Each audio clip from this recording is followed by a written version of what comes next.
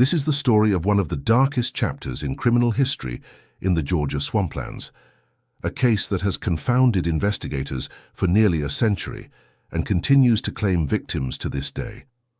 What happened in the isolated community of Enoch's Cross in November 1932 defies conventional explanation, challenging everything we thought we knew about human nature, medical ethics, and the thin boundary between civilization and savagery. Before we begin, I invite you to leave a like if you find this investigation as compelling and disturbing as the dozens of researchers who have attempted to unravel its mysteries over the past 90 years.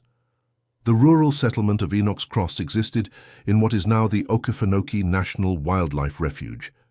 Though in 1932, it remained a barely accessible community of approximately 200 souls scattered across the treacherous wetlands of southeastern Georgia. Named for a wooden cross erected by early Methodist settlers in 1847 to commemorate Enoch Whitmore, a circuit preacher who allegedly performed miraculous healings before vanishing into the swamps, the community had developed a reputation for self-reliance, born of necessity. According to records preserved in the Georgia State Archives, Enoch's Cross operated almost entirely outside the reach of county authorities. The nearest sheriff's station lay 43 miles northeast in Waycross, connected only by a single dirt road that became impassable during the frequent floods that plagued the region. Mail delivery occurred sporadically, medical care was virtually non-existent, and the residents had learned to handle their own affairs with a fierce independence that bordered on hostility toward outsiders. The community centered around 3 widow women who had assumed leadership roles following the deaths of their husbands in the catastrophic hurricane of September 1928. Miriam Blackthorne, age 57, had inherited her late husband's general store and served as the unofficial mayor. Constance Drummond, 61, operated the community's only boarding house and maintained extensive knowledge of traditional herbal remedies. Ruth Galloway, the youngest at 43, had taken over her husband's role as the settlement's spiritual leader, conducting services in the small wooden chapel that doubled as their meeting house. These 3 women, known collectively as the Widows of Enoch's Cross, wielded unprecedented authority in their isolated domain. Documents from the Ware County Historical Society indicate that by 1932 they had successfully negotiated with bootleggers, resolved property disputes, arranged marriages, and even conducted trials for minor crimes. Their word was law in the Swamplands, and their judgment was rarely questioned. Into this insular world came Dr. Marcus Hollowell, a man whose credentials appeared impeccable, but whose true motivations would prove far more sinister than anyone could have imagined. Born in Baltimore in 1885, Hollowell had graduated from Johns Hopkins Medical School in 1908 and established a successful practice treating wealthy families in Philadelphia's mainline suburbs. According to medical board records discovered in the Pennsylvania State Archives, he specialized in women's health and had published several papers on gynecological procedures in respected medical journals. What those records failed to reveal, however, were the disturbing patterns that had begun to emerge in Hollowell's practice by the late 1920s. Private correspondence uncovered by Dr.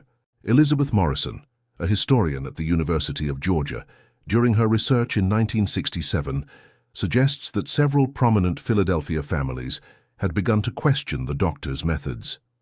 Mrs. Caroline Ashworth, wife of a steel magnate, wrote to her sister in December 1931, describing procedures that seemed designed more for the doctor's gratification than medical necessity. Similar concerns appeared in the diary of Mrs. Helen Vancourt, though her entries stopped abruptly in January 1932, just weeks before Hollowell's sudden departure from Philadelphia. The circumstances surrounding Hollowell's arrival in Enoch's Cross remain murky, but surviving testimony suggests he appeared in the settlement during the first week of October 1932, claiming to be conducting research on tropical diseases for the federal government. He presented impressive documentation, including letters bearing what appeared to be official seals from the Public Health Service and the Department of Agriculture. The widows, perhaps impressed by his credentials or simply desperate for medical expertise in their remote community, granted him permission to establish a temporary clinic in the abandoned Whitmore house, a 2-story structure that had stood empty since the original preacher's mysterious disappearance. Hollowell's initial interactions with the community appeared wholly professional.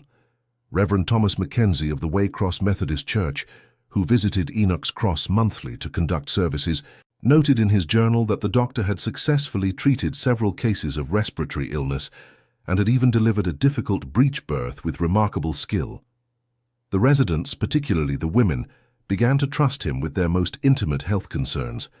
What they could not have known was that Hollowell had been systematically documenting their anatomical variations, recording detailed measurements, and collecting tissue samples under the guise of routine examinations. His private journal, discovered decades later by Dr. Morrison's research team, contained meticulous drawings and measurements of over 40 women, along with extensive notes about their family histories, reproductive capabilities, and what he termed their primitive adaptations to the swamp environment. The first signs of trouble emerged in late October, when several women who had visited Hollowell's clinic began experiencing severe complications. Maria Santos, a 23-year-old mother of two, developed a mysterious infection following what the doctor had described as a routine examination. Her condition deteriorated rapidly, and despite Constance Drummond's extensive herbal treatments, she died within a week, delirious with fever and speaking of the doctor's instruments in her final hours. Similar cases followed in quick succession. Anna Kowalski, age 19, suffered massive hemorrhaging after a visit to Hollowell's clinic. Margaret O'Brien, 27, developed a gangrenous condition that the doctor claimed to be studying for the benefit of medical science. In each case, Hollowell insisted that the complications were unrelated to his examinations, attributing them instead to poor hygiene, genetic defects, or exposure to swamp pathogens. The widows of Enoch's Cross began to suspect that something was terribly wrong, but their isolated location made it difficult to seek outside medical opinions. When they attempted to question Hollowell directly about the increasing number of deaths and complications, he produced additional documentation, suggesting that he was investigating a potential outbreak of a rare tropical disease that could threaten communities throughout the region. He convinced them that his continued research was essential to prevent a larger catastrophe. The breaking point came on November 15, 1932, when 14-year-old Sarah Drummond, Constance's youngest daughter, was scheduled for what Hollowell described as a preventive examination. The girl had been experiencing normal adolescent development, but the doctor insisted that her symptoms indicated the presence of the mysterious disease he was studying. When Sarah emerged from the clinic, she was barely conscious and bleeding profusely. Constance Drummond's attempts to treat her daughter proved futile, and the girl died that evening.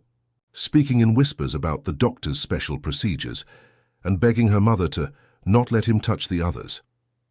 According to testimony later provided to Ware County Sheriff William Hartwell by the three surviving witnesses, the widows convened an emergency meeting that night in the chapel. They had finally realized that Hollowell was not conducting legitimate medical research, but was instead using their isolation and trust to conduct unauthorized and potentially deadly experiments on the women of their community.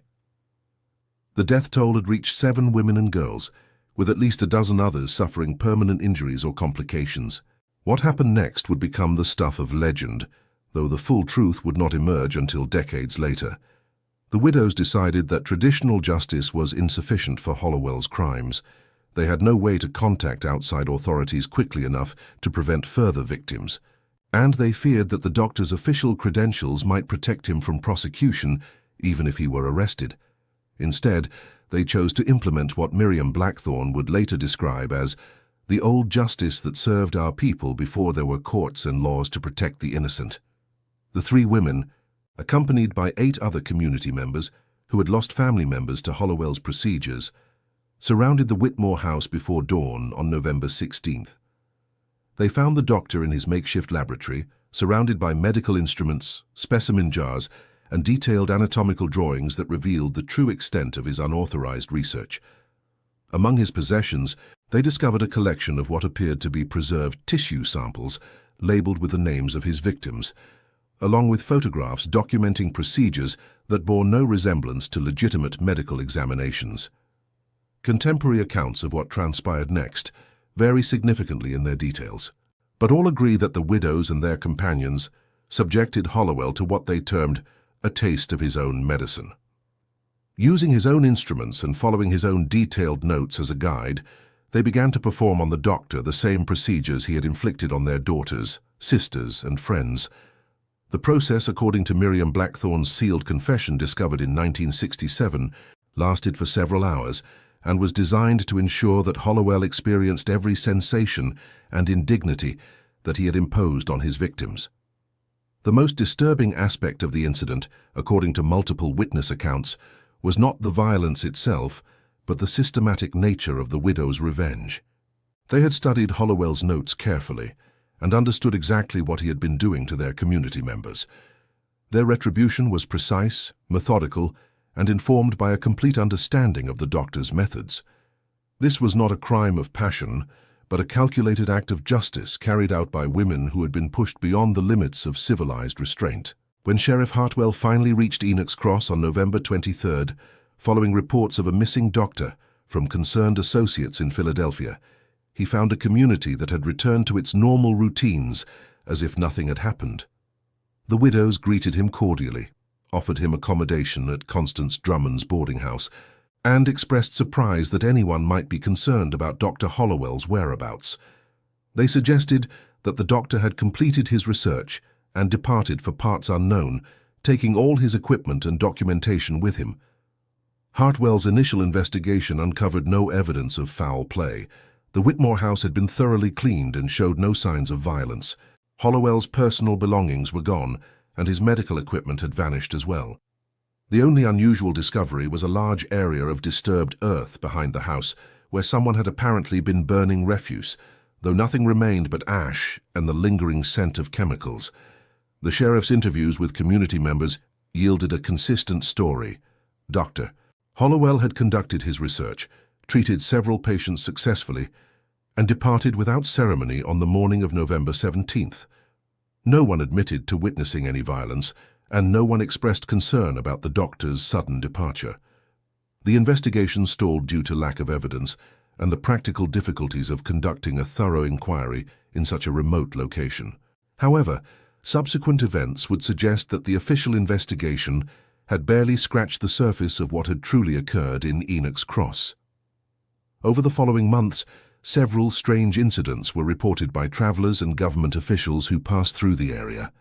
In February 1933, a federal wildlife inspector named James Crawford reported encountering disturbing evidence of ritualistic activity near the Whitmore house, including what appeared to be medical instruments arranged in ceremonial patterns and strange markings carved into nearby trees.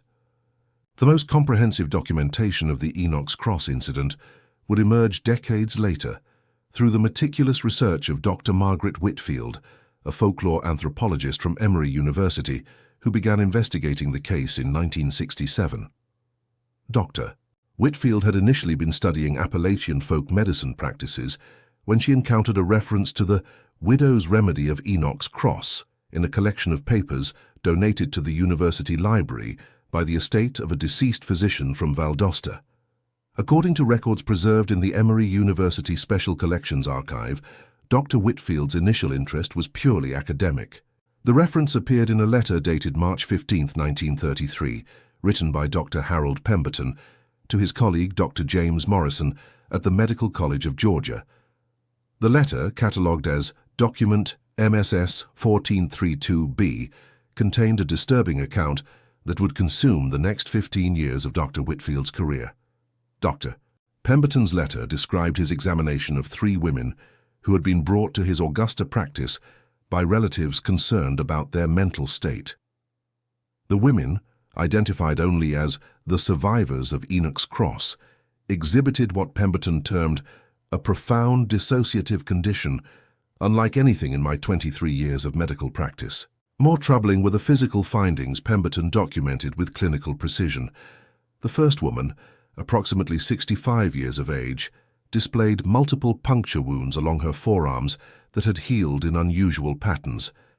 Pemberton noted that the scarring formed geometric designs that seemed deliberately carved rather than accidentally inflicted. The second woman, estimated to be in her early 70s, showed evidence of prolonged malnutrition, despite having been found only 4 days after the incident. Most disturbing was the third woman, who Pemberton described as having aged decades in the span of a single week. Documents from the Georgia State Archives reveal that Dr. Whitfield spent months tracking down additional medical records from the period. Her breakthrough came when she discovered the private journals of Dr. Benjamin Clark, the physician who had originally been called to examine Dr. Nathaniel Thorne's body in 1932. Clark's journals, preserved in the collection of his great-nephew, contained detailed observations that had never been included in his official reports. Clark wrote extensively about the condition of Dr. Thorne's remains when they were discovered in the root cellar of the Morrison widow's property. According to Clark's January 8, 1933 entry, catalogued as Private Collection PC 1889C, the body showed signs of systematic medical intervention of a nature I can only describe as experimental. Clark documented numerous incisions that appeared to have been made with surgical precision, as well as evidence that certain organs had been removed and later replaced. Perhaps most unsettling were Clark's observations about the 3 surviving widows who had been present during Dr. Thorne's capture. He noted that despite their claims of having held the doctor for only 3 days, all 3 women possessed detailed knowledge of surgical procedures they could not have learned elsewhere. When questioned about how they had acquired such expertise, the women provided identical responses, claiming that the old knowledge had come to them in dreams. Dr. Whitfield's investigation took a disturbing turn in 1971 when she traveled to Enoch's Cross to conduct oral history interviews with descendants of the original residents. The community had largely disbanded after the 1932 incident, but several families had remained in the area. Through extensive genealogical research, documented in the Charlton County Historical Society records, Dr. Whitfield identified 7 individuals who were direct descendants of the widows involved in the incident. The interviews, conducted between March and September 1971, revealed a pattern of inherited knowledge that defied conventional explanation. Martha Collins, granddaughter of one of the 3 surviving widows, demonstrated an intuitive understanding of human anatomy that had never been formally taught. During a recorded session on June 15, 1971, Collins accurately described the location and function of internal organs while discussing her grandmother's healing practices. Similarly, Robert Morrison, great-grandson of the widow in whose cellar Dr. Thorne had been held, possessed detailed knowledge of surgical techniques despite having never received medical training. Dr. Whitfield's field notes, preserved in the Emory University Archives as Collection EUA 2156, describe Morrison performing what appeared to be diagnostic procedures on a sick animal with the precision of a trained veterinarian. The most revealing interviews were conducted with Elizabeth Harper, daughter of one of the women who had participated in Dr. Thorne's capture. Harper, then 73 years old, provided the most detailed account of what had actually occurred in the Morrison root cellar during those 3 days in December 1932. According to Harper's testimony, recorded on magnetic tape and later transcribed, the widows had not intended to kill Dr. Thorne, but rather to learn from him. Harper described a process she called the teaching, during which her mother and the other women had systematically questioned Dr. Thorne about his medical knowledge while performing increasingly invasive examinations of his body. She claimed that her mother had been able to absorb Dr. Thorne's expertise through direct physical contact, a process that had been passed down through generations of women in the community. The recordings of Harper's interviews contain several disturbing passages where she appears to speak with medical authority beyond her educational background. On one tape, dated August 3, 1971, Harper provides a detailed explanation of surgical procedures for removing tumors, complete with technical terminology and precise anatomical references. When Dr. Whitfield questioned how she had acquired such knowledge, Harper responded that it had been inherited through the blood. Dr. Whitfield's research expanded to include historical analysis of similar incidents throughout the southeastern United States. Documents from the Library of Congress Manuscript Division, specifically Collection LOCMS 4432, show that she identified at least 12 cases between 1885 and 1955, involving isolated communities where elderly women had been accused of possessing supernatural medical abilities. The pattern that emerged from Dr. Whitfield's comparative analysis was both consistent and deeply troubling. In each case, a trained physician had disappeared after being called to treat patients in remote settlements. Weeks or months later, the physician would be found dead under circumstances suggesting systematic medical experimentation. The women of the community would subsequently demonstrate advanced medical knowledge that they claimed had been passed down through oral tradition. One particularly well-documented case involved Dr. Samuel Fletcher, who disappeared near Okefenokee Swamp in 1901 while traveling to treat an epidemic in a settlement called Haven's Rest. Fletcher's body was discovered 6 weeks later by hunters, showing evidence of precise surgical modifications. The women of Haven's Rest were subsequently observed performing complex medical procedures with instruments they claimed to have inherited from their ancestors. Dr. Whitfield's investigation took an ominous turn in 1974 when she began experiencing what she described in her private correspondence as unwelcome visits from elderly women claiming to be descendants of the Enoch's Cross community. According to letters addressed to her colleague Dr. James Hamilton at the University of Georgia, these women would appear at her office or home without warning, offering to share additional information about the 1932 incident. The women, who identified themselves only by first names, possessed detailed knowledge of Dr. Whitfield's research despite the fact that she had not published any of her findings. They described specific documents she had examined and quoted directly from interviews she had conducted. Most unsettling was their apparent knowledge of her personal life, including details about her childhood and family history that were not matters of public record. Dr. Whitfield's correspondence from this period, preserved in the Hamilton family papers at the University of Georgia Special Collections, reveals her growing paranoia about the true nature of her research subjects. In a letter dated November 12, 1975, she wrote to Dr. Hamilton that she suspected the women were part of an organized effort to monitor and potentially silence her investigation. The letter describes an encounter at her Atlanta home where 3 elderly women had arrived unannounced, claiming to be keepers of the old knowledge. According to Dr. Whitfield's account, the women had offered to provide her with complete documentation of what they called the teaching tradition, in exchange for her agreement to cease her research and destroy all materials she had collected. When Dr. Whitfield refused, the women reportedly became agitated and began speaking in what she described as medical terminology mixed with phrases in a language I could not identify.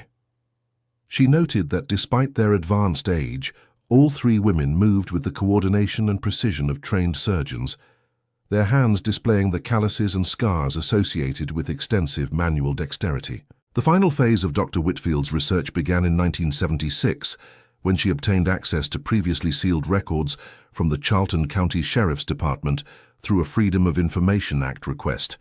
These documents, catalogued as CCSD ROF 1932 D047 through 1932 062, contained crime scene photographs and evidence inventories that had been withheld from the original investigation reports. The photographs revealed details about Dr. Thorne's death that had never been publicly disclosed. Multiple images showed the Morrison root cellar arranged as a makeshift operating theater, complete with improvised surgical instruments and carefully organized medical supplies. The evidence inventory listed dozens of items that suggested the widows had been prepared for an extended medical procedure rather than a spontaneous act of violence. Most significantly, the sealed records contained testimony from a witness who had never been mentioned in newspaper accounts of the incident. James Parker, a traveling merchant who had been passing through Enoch's Cross on the night of Dr. Thorne's capture, had provided a detailed statement to Sheriff Coleman that was immediately classified as confidential. Parker's testimony, preserved in the restricted files, described observing the 3 widows transporting Dr. Thorne to the Morrison property while he was still conscious and mobile. According to Parker's account, Dr. Thorne appeared to be walking voluntarily with the women, engaging in what seemed to be professional conversation about medical procedures. Parker stated that he had initially assumed Dr. Thorne was making house calls to treat patients. The witness testimony took a disturbing turn when Parker described returning to the area 2 days later and observing the widows through a window of the Morrison house. He claimed to have seen them performing what appeared to be surgical procedures on a subject he could not clearly identify, using instruments and techniques that demonstrated advanced medical training. Parker stated that the precision and coordination of their work suggested years of professional experience. Dr. Whitfield's analysis of the sealed evidence led her to conclude that the Enoch's Cross incident represented something far more complex than a simple case of vigilante justice. Her research notes from 1977, preserved in the Emory University archives, describe her growing conviction that the widows had been part of an organized network dedicated to acquiring and preserving medical knowledge through unconventional means.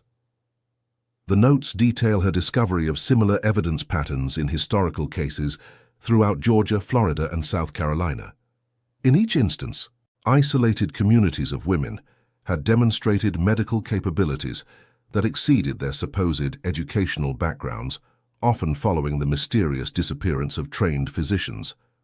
The geographic distribution of these cases suggested a coordinated effort spanning multiple generations and covering thousands of square miles.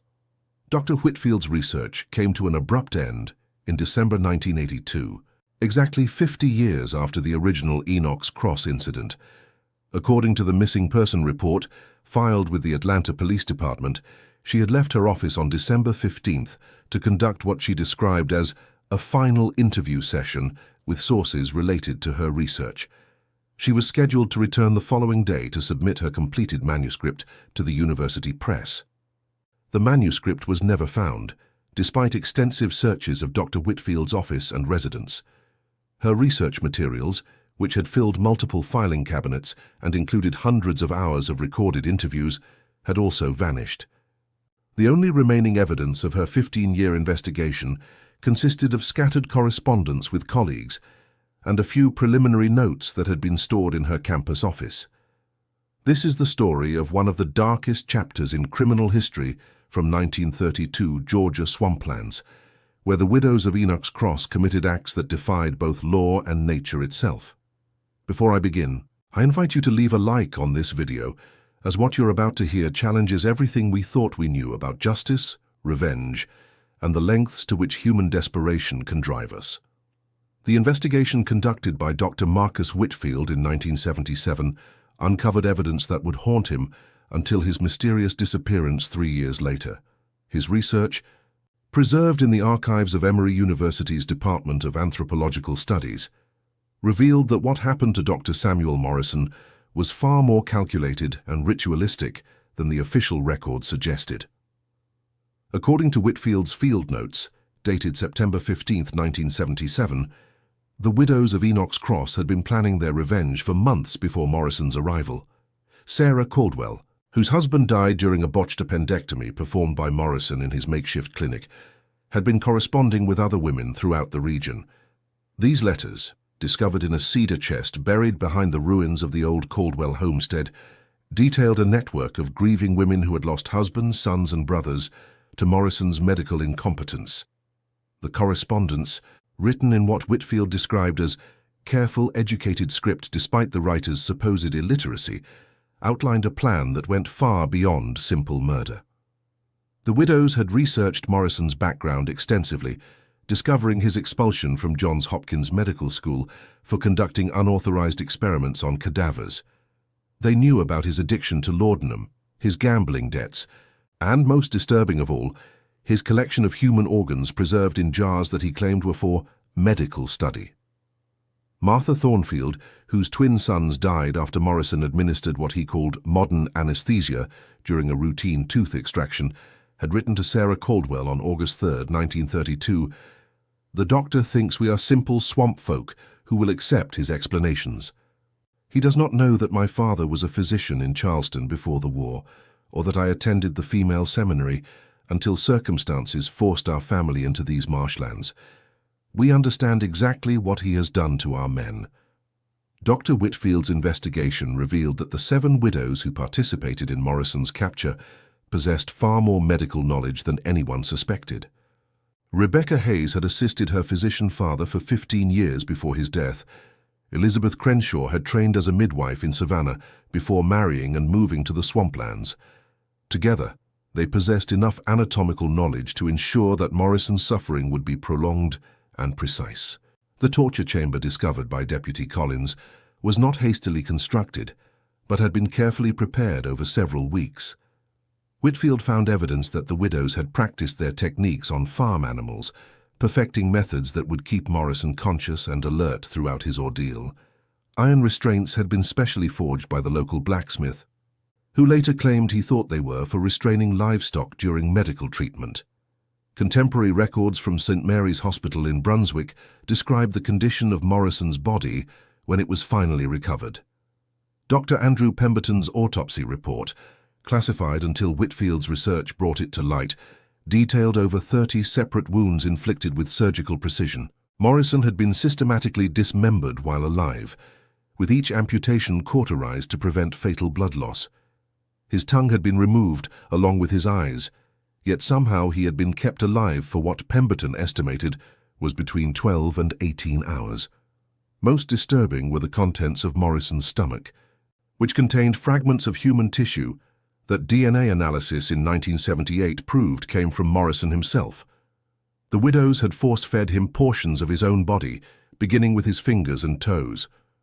Pemberton's report noted that Morrison's vocal cords had been severed early in the process, preventing him from screaming, but leaving him capable of the weak moaning sounds that Deputy Collins reported hearing.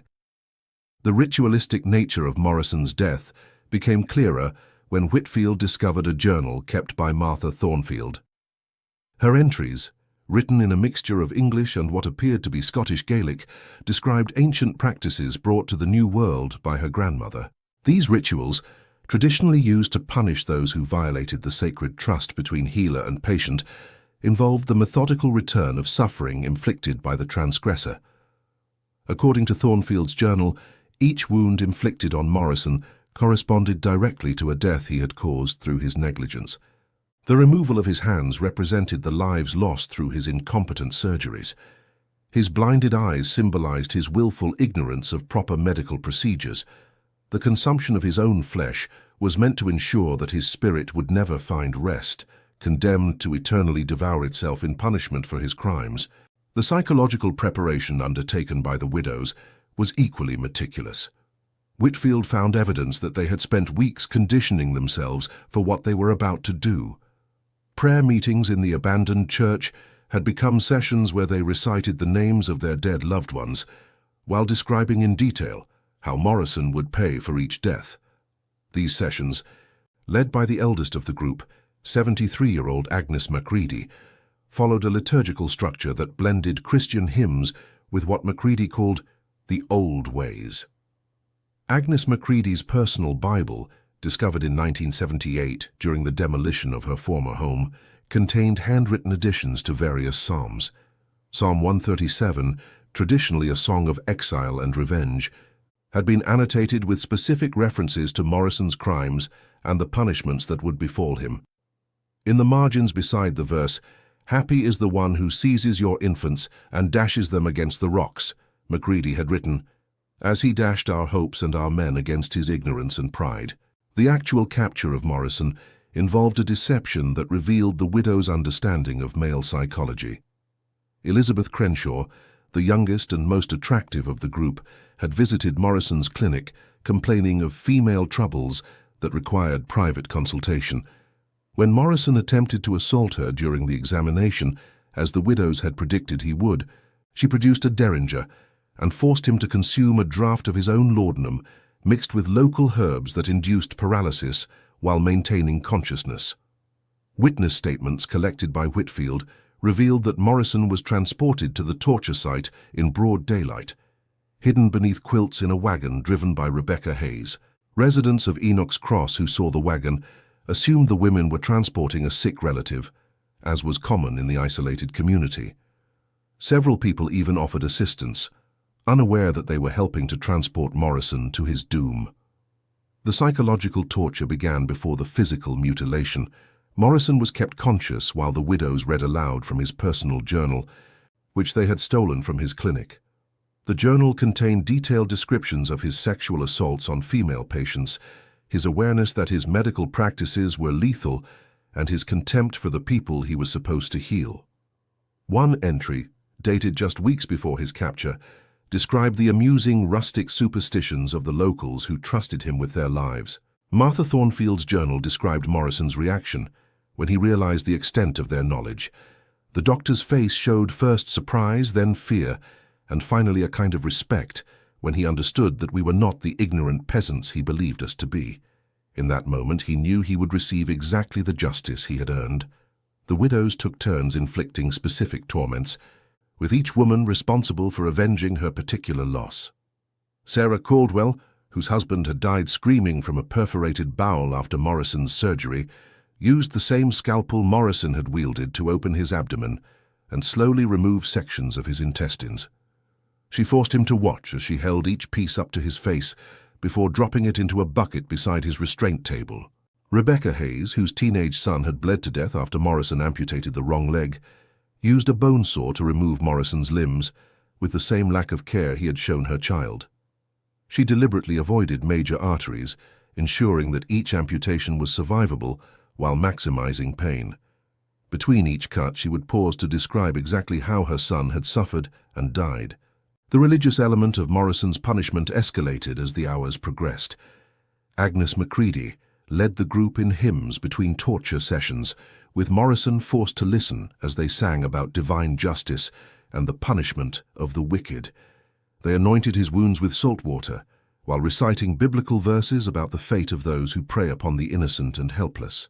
Contemporary police reports, discovered in the basement archives of the Glynn County Sheriff's Department, reveal that Morrison's screams were audible for miles across the swampland, despite his severed vocal cords. Multiple witnesses reported hearing what they described as animal sounds, coming from the direction of the old church throughout the night. Several residents later admitted they suspected something terrible was happening, but were too frightened to investigate. The final hours of Morrison's ordeal involved a ritual that combined Christian symbolism with practices that appeared far older. The widows had prepared a mixture of local plants, including water hemlock and pokeweed, that would induce violent convulsions while maintaining consciousness. They forced this mixture into Morrison's wounds, causing his body to contort in agony while his mind remained cruelly alert. Martha Thornfield's journal describes the moment they knew Morrison was finally broken. Near dawn, the doctor's eyes no longer held defiance or even fear, but only the desperate hope that death would come quickly. We denied him even that mercy, keeping him alive until the sun rose fully, so that he might see the light of the world he would never again corrupt with his presence. The cleanup operation undertaken by the widows demonstrated the same meticulous planning that had characterized the entire enterprise. They had prepared lime to dissolve Morrison's remains and acid to destroy his clothing and personal effects. The torture chamber was dismantled board by board, with each piece burned separately in fires throughout the community. By the time Deputy Collins arrived 3 days later, following reports of Morrison's disappearance, only the faintest traces remained. The psychological aftermath affected the widows differently. According to interviews conducted by Whitfield with their descendants, some experienced what would now be recognized as post-traumatic stress, suffering nightmares and periods of dissociation. Others, particularly Agnes Macready and Martha Thornfield, seemed to find peace in their actions, reporting that the spirits of their dead loved ones had finally stopped visiting them in dreams. The cover-up that followed involved nearly the entire community of Enoch's Cross. Men who had not participated in the torture helped dispose of evidence, while children were coached on what to say if questioned by authorities. The official story that Morrison had simply abandoned his practice and left the area was accepted without serious investigation, partly because many law enforcement officials privately believed that justice had been served. Modern psychological analysis of the widow's actions, conducted by Dr. Patricia Vance of the University of Georgia in 1982, suggested that their behavior represented a form of collective trauma response rarely seen in criminal literature. The combination of isolated community dynamics, shared grief, and the complete breakdown of traditional justice systems created conditions where extreme violence became not only acceptable, but necessary for psychological survival. The legacy of what happened to Dr. Morrison extends far beyond the immediate participants. Descendants of the widows, interviewed by researchers as recently as 1995, reported inherited knowledge of the torture techniques used, passed down through generations as a form of family history. Some describe dreams in which they witnessed Morrison's final hours, despite having no direct knowledge of the events. Most disturbing are the reports that began surfacing in the 1960s of similar disappearances, involving medical professionals who displayed the same pattern of incompetence and abuse that characterized Morrison's practice. Dr. Whitfield's research identified at least 6 cases between 1935 and 1970 where physicians practicing in isolated communities vanished after multiple patient deaths under suspicious circumstances. The Morrison case established a precedent that appears to have influenced vigilante justice throughout rural Georgia for decades. Community members who might otherwise have relied on official law enforcement began taking matters into their own hands when faced with professionals who violated the trust placed in them. The methods used consistently echoed the techniques pioneered by the widows of Enoch's Cross. 7 women entered that abandoned church with Dr. Morrison on September 23, 1932. When they emerged 18 hours later, they had created a legend that continues to influence how justice is understood in the most isolated corners of Georgia. But Morrison himself may still be closer than you imagine, his spirit condemned to wander the swamplands, eternally consuming itself in payment for the innocent lives he destroyed through his arrogance, incompetence, and cruelty.